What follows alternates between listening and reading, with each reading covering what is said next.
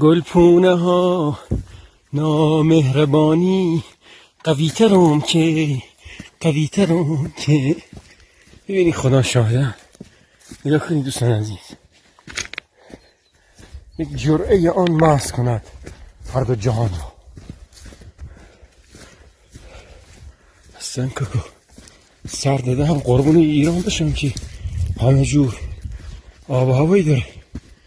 اینجا سیاه درنگونه دوستان، 30 کیلومتری شیراز دوستان. اون رودخونه که سفید میزنه میره، این رودخونه قرقاجه، پشت اکو هم شیرازه.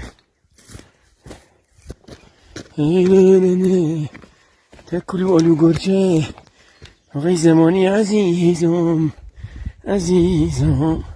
انسان عزیز، تقدیم وجود همه تون. گل در بر و می بر کف و معشوق به کام است. سلطان جهان هم به چنین روز غلام است.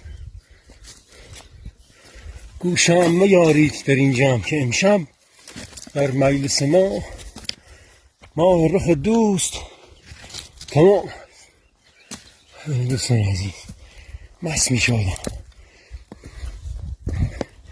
سر دادم،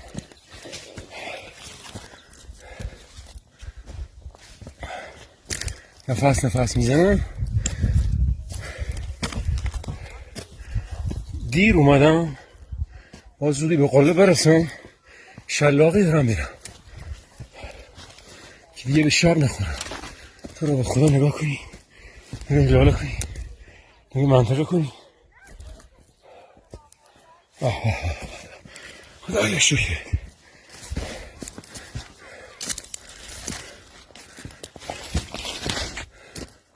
ببینید دوستان عزیز، عجله فیلم میگیرم دیگه، حالا ببخشید نمیتونم بایستم. خدایا شکر، حضوری از آن خداونده. میکنم پشتمون هم قلم.